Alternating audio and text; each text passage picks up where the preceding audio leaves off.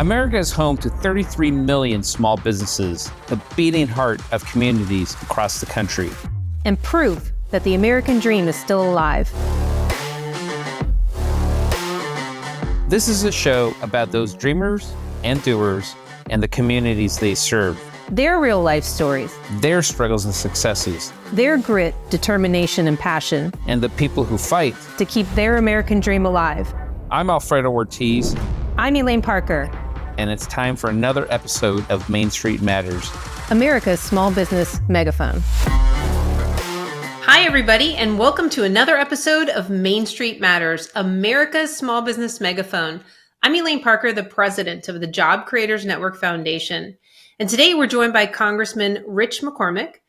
Congressman McCormick is a decorated veteran and emergency room physician who proudly serves Georgia's 7th Congressional District in the United States House of Representatives.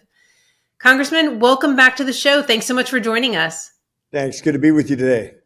Well, I have a ton of topics to talk to you about, so I will try to keep it narrow as I can, but I think we could probably talk for 4 hours at this point because there's so much happening in Washington these days. But one of the biggest things that weighs on our small business owners is just in general, the fiscal situation in Washington. It's not sustainable. I mean, our deficit is hit, 36 trillion. And when you look at, that's about 122% of our GDP.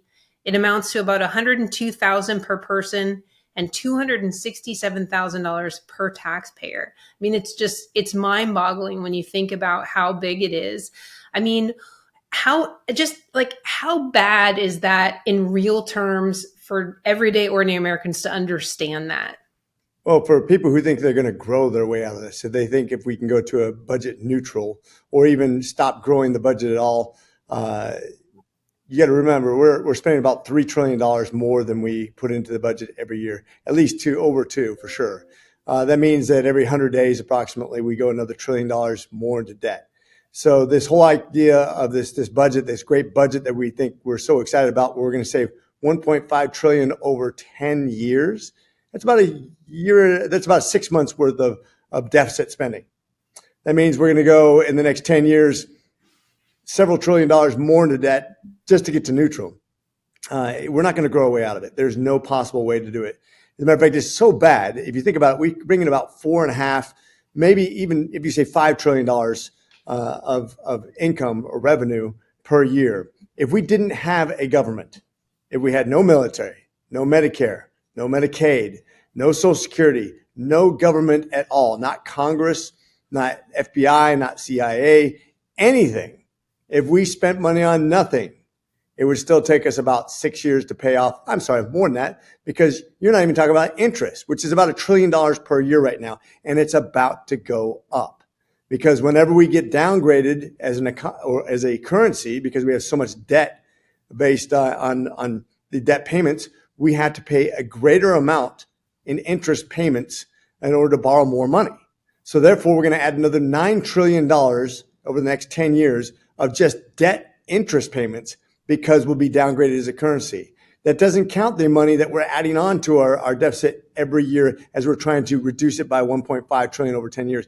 It makes no sense. So we're not going to grow out of this. This is a significant spending problem. We need to repeal entirely the IRA, which blew this up, the COVID spending era, which blew this up. We're still spending 40% of all emergency FEMA funds on COVID relief. Is that ridiculous? We have to get real about the spending cuts. Look, the DOGE is great, but it is a drop in the bucket. It is a drop in the bucket. We're not going to DOGE our way out of this. Realize that they're picking mainly on discretionary spending. Discretionary spending right now, if you don't count the military and non-discretionary spending, you only talk about 10% of the budget. We're in 30% deficit spending. You could cut the entire budget that doesn't have to do with Social Security, Medicare, Medicaid, and military, and you still haven't gotten to a balanced budget. We have a significant problem. We're going to have to address mandatory spending, which is not really mandatory. We have a choice in this. We need to adjust what Social Security does, and we can do it without touching anything that anybody who's receiving it right now or anybody who's going to receive it in the next 10 years, we can not touch those people. But if you're 10 years away and we adjust it by 3 or 6 months, or if you're 15 years away, we adjust it by 6 or 12 or 18 months, If you adjust it by people who can adapt to that over time, people will have no impact and they can adjust for it. That goes to go also with that $164 million cap on the taxation. We could fix this really in a bipartisan way and really help America so we don't end up with a automatic 21% cut in about 7 years. Automatic. We won't even vote on it. Either that or we have to vote on it, and we'll definitely take a greater deficit, which will ruin the American currency in the eyes of the world, will no longer be the standard, and it'll be even harder to borrow money at low interest rates. It's a death spiral, and it's really going to hurt us as an economy and as a world power. So if in 7 years we're staring at an automatic 21% cut in benefits, why are we not? Why aren't we having real conversations with the American people to help them understand it's not the Republicans that want to cut these these benefits.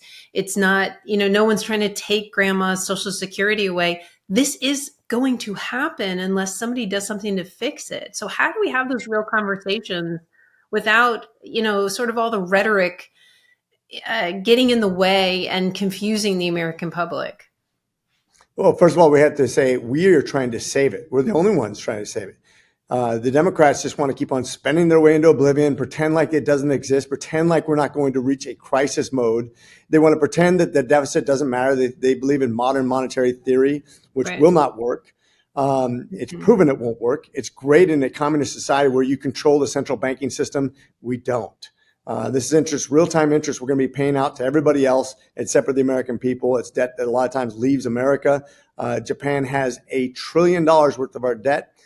China had $1 trillion. Now it's actually paying down because it doesn't even believe in our future of the economy. It's something that's going to harm us. And if we don't do something about it, like I said, we're not going to vote on this. It's just going to happen unless we vote to increase our deficit dramatically, which is bad for everybody in our entire future, for our children's future. And oh, by the way, Medicare is right behind that. Within 2 years after that, we'll have a Medicare crisis, which will have an 11% automatic cut. So realize this presidency might go very well. But if you can look at the predictable future, the next presidency, you will have catastrophe for our economy, catastrophe for Medicare, for Medicaid, for Social Security, for our deficit. It's all going to come to a head at one presidency, and it's going to be horrible for our economy. It could literally send us into another Great Depression. So when people say we don't have a revenue problem, we have a spending problem, it almost sounds like you're saying we have a revenue problem too. Is that... Well, I'm not really sure about that. I really think we have a spending problem more than anything. When you have a $5 trillion revenue, that should suffice. The government was never intended, by the way, the federal government was never meant to take over 90% of spending for Medicaid, which a lot of states now have mandated that we pay, because of the way Obamacare was designed to expand federal spending. We used to only sustain 1/3 of all government spending. Now we're 2/3. It's reversed. Now states are only contributing 1/3, and they have to balance their budgets, whereas we don't. So that just encourages more deficit spending. It's irresponsible. It needs to stop. I know that everybody's like, you can't cut Medicaid. It's not even the federal government that we're supposed to be sustaining this with. That is a big part of our problem. And plus there is tons of waste, fraud, and abuse in the Medicaid system, upbilling, false claims, false policies, lack of income verification, lack of a work requirement for people who are of age and have no children. It's unbelievable how much waste there is in Medicaid. Medicare has all kinds of problems too. It's being expanded dramatically. And then, of course, Social Security has its own problems, which I just talked about a bipartisan solution for. We can fix this, but we have to have the stomach to do it without partisanship, to actually fix this for America and make this something that we as legislators actually face down together, because there is no one partisan solution. There is an American solution, and we have to do it for the sake of our children. Well, you mentioned DOGE and that they're not really touching that mandatory spending, but I've seen a couple of reports where DOGE went in and looked at Social Security on the waste, fraud, and abuse, and there was no shortage of it, particularly with, they were referencing some illegal immigrants who were receiving benefits, and a lot of different other areas where they were uncovering some of that waste, fraud, and abuse.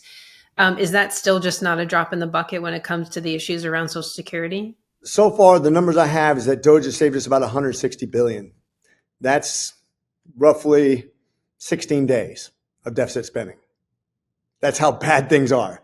DOGE is great. I believe in getting rid of wasteful spending. I'm glad we're identifying things that have no business being in government spending at all. I hope we continue to cut wasteful jobs. I hope we cut back on the Postal Service, which has way too many employees.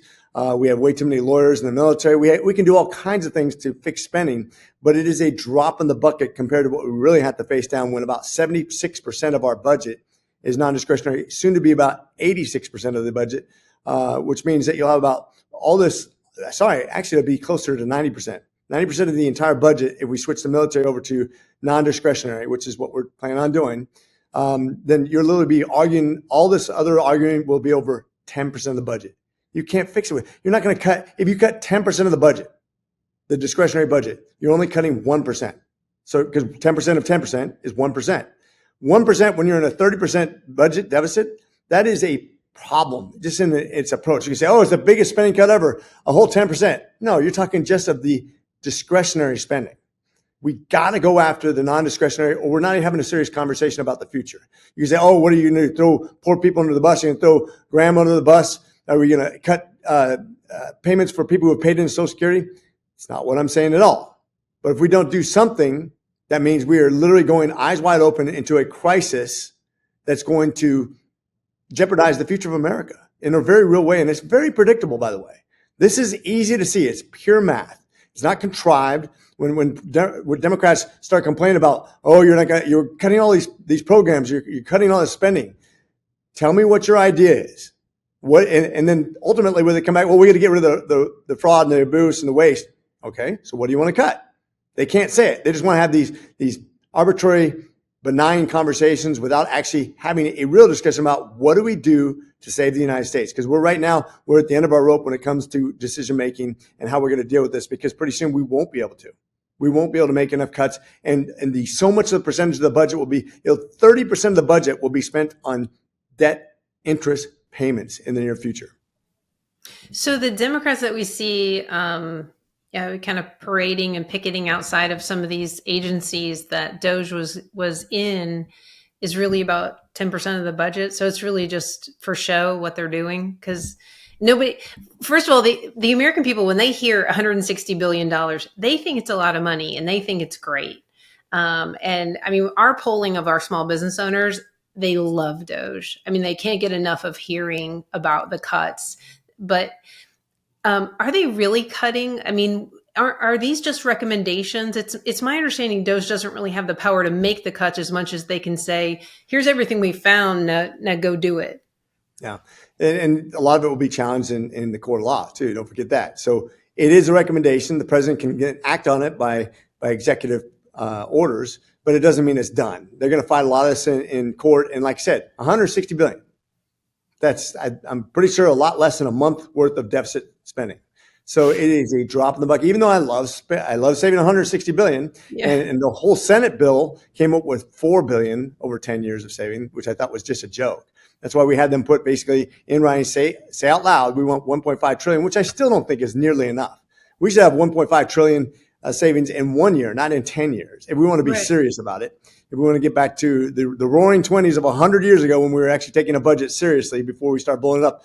Of course, the advantage that Coolidge had was that he didn't think he was going to have another war. They could shrink the military. We don't have that advantage right now. The military is something we're going to definitely need in this kind of world environment where the entire world is building up an arms race right now, which is very alarming. China has several advantages over us right now. They're threatening Taiwan. You got Russia who invaded Ukraine. You have Iran and North Korea rattling their sabers. It is very precarious times. We want to make sure we don't lose our place because once again, economy isn't the only thing that runs the world. People have to be kept in check. Who are very bad people would do very bad things if they're not. Mm-hmm. Do you think a balanced budget amendment is what we need? Is that the answer? You could do a balanced budget amendment. I don't think it's going to happen. I don't think it's realistic at this point. And quite frankly, no matter what we do, it can be undone next Congress if we lose control of the House, which on an average year in a midterm, we lose 20 seats. We have a 5-vote majority. That means if we lose 3 seats, we're in the minority. 3 seats. Average is 20. So do the math on that. We could be in real trouble. And even if President Trump's all his tariffs and cuts and stimulation, all the great things he's doing to secure the border, to invest back in the industry in America. Like I said, that could all go very south if it hasn't taken effect. And that's why he's being very aggressive to try to get it done early, because last time he did the TCJA, it was at the end of his presidency. And by the time it actually took effect, the only person to benefit off it was actually Biden and the Democrats. The problem is they kept on spending like drunken sailors, and that's why we continue to have inflation. Speaking of the TCJA, Tax Cuts and Jobs Act of 2017, that is, our small business owners are very concerned about it by a margin of 4-1. I mean, they support extending and expanding the Tax Cuts and Jobs Act. We'd love to see that 20% small business tax deduction go to 25% for our small business owners. But they're very concerned that it could expire at the end of this year. And I'm just curious, what are your thoughts on that? You know, I know things are moving in the House. I know that you're mentioned being disappointed in the Senate bill, but what do you think is pull out your crystal ball for me? So there is a real movement towards securing this at a 21%. I don't think it's going to go down to 15. I don't think that's realistic. There's no pay for on that. They can't show me the savings that's going to pay for that additional 6%. Not to mention that we also talked about no tax on tips, no tax on Social Security, no tax on overtime. Every time you hear that, it's like, okay, that's another thing we got to pay for. Where are we going to find that money if we're going to do that $1.5 trillion cut? And don't forget, once again, this is all going to be unraveled very quickly, the next Congress, if we're not careful about this. But I think there's a real movement that's popular between Democrats and Republicans to lock in that 21%. Increasing taxes is a bad move. I've heard it floated that we're going to have a millionaire tax of 40% or maybe 39% or whatever. It's still going to be less than when it was Biden era. I just don't, or when it was Obama era. I just don't think that's going to wash the Republicans. You have way too many Republicans, including myself, that will not increase taxes. I'm not going to do it. I would vote against it 100 out of 100 times. I don't care who pressures me. I'm not increasing taxes. We need to cut spending. That's all there is to it. So what I'm saying is I think the tax rates of 21% are going to stand. Overwhelmingly, that's the odds. Even if at worst case scenario, we can't make a deal inside the Republican Party and we can't agree on all the other things, the minutia of the bill, they'll make a deal with the Democrats, and at least they'll lock in those tax rates. We won't get this real-time savings in spending, and we'll end up with essentially another CR, but it'll be a CR including the TCJA tax locked in, which means good for us for our taxes, bad for us on debt. I hope that's not what happens, but I'm really worried that some people are going to make good the enemy of great, and we won't take the win that we can get. It's not going to be what everybody wants. Certainly not going to be what I want. I'm one of those 34 that voted against the CR in December because I thought it was not aggressive enough. We could have got more out of it. We ended up with exactly what the Democrats wanted, and 100% of them voted for it. That should tell you everything you need to know, is they don't care about debt. They don't care about spending. All they care about is making sure they get theirs. Yeah, well, I mean, it's scary. And I talk to small business owners all the time on my podcast and just in my everyday job and life, frankly. And I was a small business owner. My family used to own a small tire store. We had about 10 employees. And so I know how scary it is to make payroll. I know how the regulations are just strangling. I know all of that, sort of the sleepless nights that we went through during that time. But I also know how much certainty is so important to them. So that Tax Cuts and Jobs Act is so important. But I also want to give you a little bit of good news. We just got our poll back, our national poll of small business owners. And in spite of the media narrative, small business sentiment is very positive. And it's positive because of the Trump administration's deregulation, pro-energy, bringing down the cost of energy, and the idea that they know how well they did under the first administration. And so as much as the media narrative is that things aren't going well and small businesses hurting, the sentiment is very high and very positive. And I thought that was a great point out of our poll. And you got to remember that President Trump is still at 50% popularity, which is pretty darn good this far into it. We're past the 100-day mark now, and I believe he's still at 50%, which is good. This is better than his first presidency, and things went really well in his first presidency until COVID hit. COVID is a disaster. It doesn't matter who the president is at that point. It was a disaster. I hope we don't have anything else like that come up again. But I think all his moves basically right now is set the table for industry growth in America, for trade relief. I'm sure we're going to talk about tariffs in a second. But he's a grand negotiator. I think securing the border is going to have real-time saving consequences for us in the way that when you have 10, 20 million people coming to the country, that's going to be a real cost. I think getting rid of that loophole, actually securing your border, just like Obama, just like Clinton did, that's a good thing. That's what they ran on, by the way. This is nothing new for just Republicans. This should be an American thing, that we actually have a sovereign border that matters. And it's not good when people are sending their criminals, their rapists, their drug dealers across the border with new disease we haven't seen here in 20 years, 30 years, 40 years, all of a sudden showing up in America because we have no screening process. This is going to be a good thing for America. Final question is tariffs. What do you think? I think I read 18 countries have submitted deals. We're in a pause right now trying to negotiate with, I think, 150, 160 countries. China's kind of in a box. What are your thoughts on all of that? Well, China kind of put themselves in this situation by the way they approached the World Trade Organization when they came with the Made in China initiative in 2015. They started cheating their way to the top. They're augmenting businesses with government spending. They're trying to put other people out of business. They're cheating when we start cracking down on it and beating them in court. 27 times, I believe, we beat them in court, and they just got better at cheating. They started shipping their stuff through other countries to avoid tariffs. They've treated us horribly. They're a big part of our trade deficit. They're a real world competitor. They steal our patents. They do everything wrong, and they have not been held accountable. Those guys aside, there's lots of countries who have imbalance in tariffs. But last time I checked, there was over 50 of them, I remember probably over 70 of them, who said, let's go to 0 tariffs then. But they have to also remove the trade barriers too. Tariffs aren't the only barrier. Sometimes they literally have a ban on certain commodities because they don't want to compete with the American market. Now, we have the most expensive labor force out there for the most part, and we have the most regulations of anybody. So it's harder for us to produce anything cheaper. It has to be of better quality, and we have to use robotics and other ways to cheapen the price. But by and large, if people want to buy it, it's because it's a better product for the quality for investment. We want to take away that, so it helps with the trade deficit. But quite frankly, tariffs never fix trade deficits. They just don't. There are certain countries that are going to have certain things that we need. That's why commodity tariffs are out there too, because President Trump is trying to protect our strategic interests in aluminum, steel, and other things. And I get why he's doing it. I'm not a big fan of tariffs overall, and I hope that we can get to a point where we have 0 tariffs for most of the world. But I think he's been really good at leveraging it to get people to come to the table and actually have that.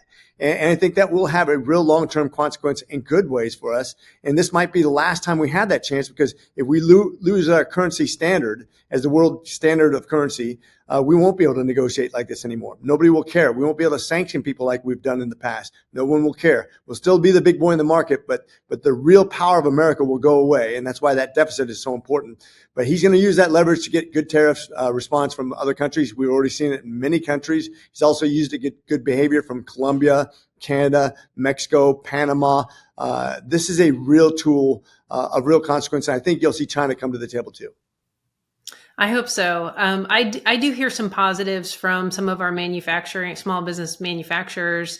One in Illinois, she's starting to get requests for bids for companies that are going to reshore products. So she said, I'm seeing activity. And she said, I'm actually bringing a product in-house and making it in-house that I can't buy from China anymore because it's too expensive. And she said, and because of that, I'm going to hire some people. She said, now I just need the Tax Cuts and Jobs Act to be permanent so I can so I can make some plans for next year. So some positive in the midst of all of that. But yeah, she's understands that the turmoil is temporary to get to where we need to be. And she's supportive of what's happening in spite of that. Remember, President Trump's been preparing this for 4 years. It is organized pandemonium sometimes. Yeah. He realizes it's going to be scary, but he has an eye on what's going to be good for the nation. And he's going to try to control that, any interest rates. He's going to try to control the economy so it doesn't overheat, but that it's not leaving us hanging when it comes to foreign trade. I like that. Organized pandemonium. Can I use that? Sure. Well, Congressman McCormick, thank you so much for joining us. Thank you for the time today. Thank you all for tuning in to Main Street Matters, America's small business megaphone. Main Street Matters is part of the Salem Podcast Network. New episodes debut every Wednesday and Friday. You can subscribe to the show anywhere you get your podcast from, and you can watch the show on YouTube and Rumble. Just search for Job Creators Network, and we'll see you next time.